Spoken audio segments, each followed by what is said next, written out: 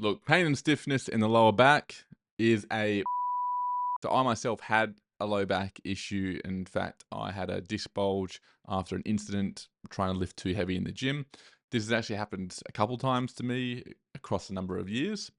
And on the last one that just happened about a year and a half ago, 2 years ago, I figured that it was a good enough time to figure out, well, why am I sort of allowing this to happen to myself, and how do I prevent this happening again?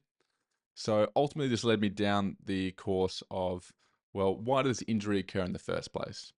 And like I explained in some other videos, the idea between your tissue's capacity to deal with something and the stress or load that you place on those tissues, the understanding of that concept really started to shift my thinking in how to prevent my low back issue from returning. For anyone that hasn't watched my previous video on the tissue capacity, go check it out. But the quick summary is that if you were to have a graph showcasing your tissue's capacity, and it's going to be a line that goes up and down, this is across time.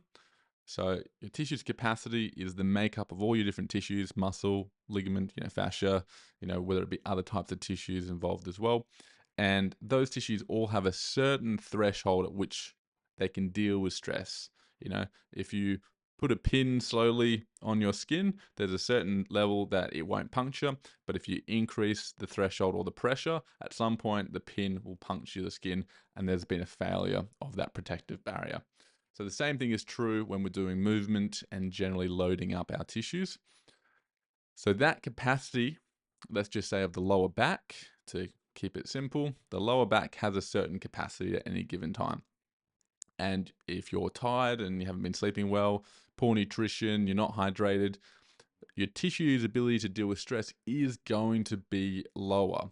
And as you accrue wear over time, or as you accrue fatigue in the system over time, the risk of an injury increases greatly, because all of a sudden the stress or work that you also accrue across the day, so the things that you're doing, I'm going to the gym, I'm walking around, I'm sitting in a desk all day long, I am placing stress on these structures. And then all of a sudden I might just simply go and pick something up, and all of a sudden my back is sore, or I've thrown my back out, as some might say. So that concept is really important to understand, is that we've got a certain tissue capacity. We're always performing some level of work, or putting some kind of stress on our tissues, because we live, we move. And so in order to reduce our chances of injury, we want to have the biggest buffer possible between what our tissues can manage and what we do in our everyday life. So this is why, the reason why that really changed the way I think about my low back pain is because historically, after an injury, uh, you're always a bit worried about returning back into something that caused it, something like a deadlift, for instance. So whether you like deadlifting or not, whether you think it's a good exercise to do or not, the point of this is, normally when you injure yourself, the scariest thing to do is then to train the thing that either caused the injury or places stress around the injured area. And that's completely fair enough in the early days. But most people, when they've had a low back injury in particular, they allow things to settle, and that could take days to weeks to months. Once things are finally settled, they get back into their normal routine of activity and things they like to do, but they ignore the strengthening, they ignore the exercises that cause the back issue, and they essentially just leave it alone in the hopes that it doesn't come back.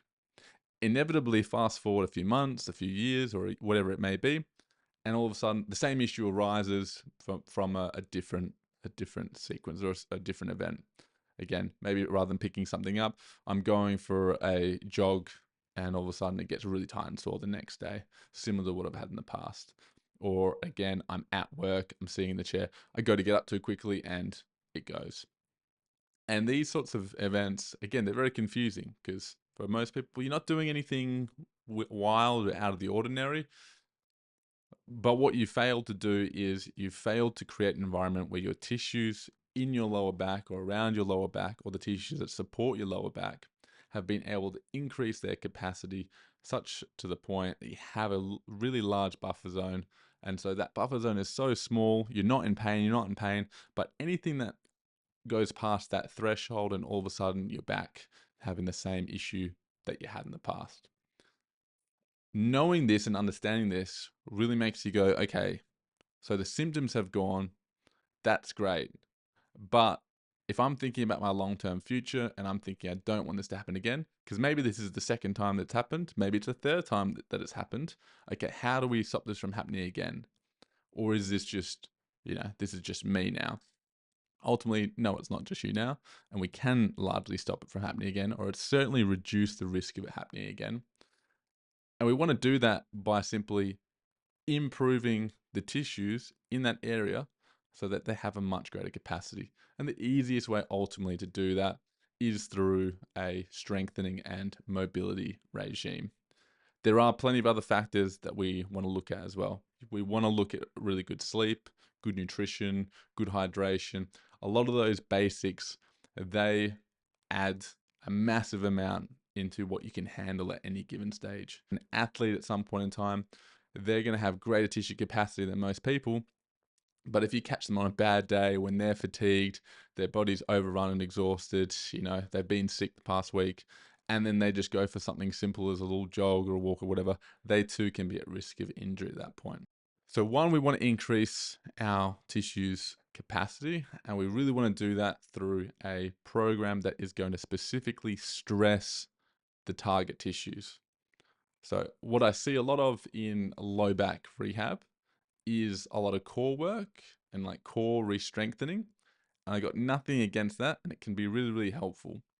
But in the long term, I don't want just to be reliant on my core. I want to be confident in the muscles, in the joints, in the ligaments, in the things that all surround the back and the movements that I'm going to be using my back and placing, shearing loads on my back as well. So I want to have a strong back when I'm bending over and picking something up. I don't want to just be reliant on having to tense core or do any of these other measures. They can come along with it, and core stuff, as I said, I'm not saying that's a bad thing to do. I'm just saying we neglect the tissues of the back way, way too much. So in the program that we've just done, we've just finished off, for instance, with Sam. He had a chronic sort of low back issue that had been going on for about 12 months, had sciatica down one side of the leg as well. Both were, they're both related. The sciatica was probably a little bit more annoying initially, and then it would sort of swap, and then his back pain would be more of the annoying one. And it all originated from this injury a while ago where he slipped over. The point was, he too had been sort of ongoing with back issues for roughly about 12 months. And it took him a few goes of trying to figure out, well, whatever I'm currently doing right now doesn't seem to be changing my current symptoms. So maybe I need to look at, well, what's something that I haven't done so far? And for him, that was, again, strengthening the specific tissues that were most vulnerable. There's something quite nice about the metaphor as well of strengthening the point at which you're weakest.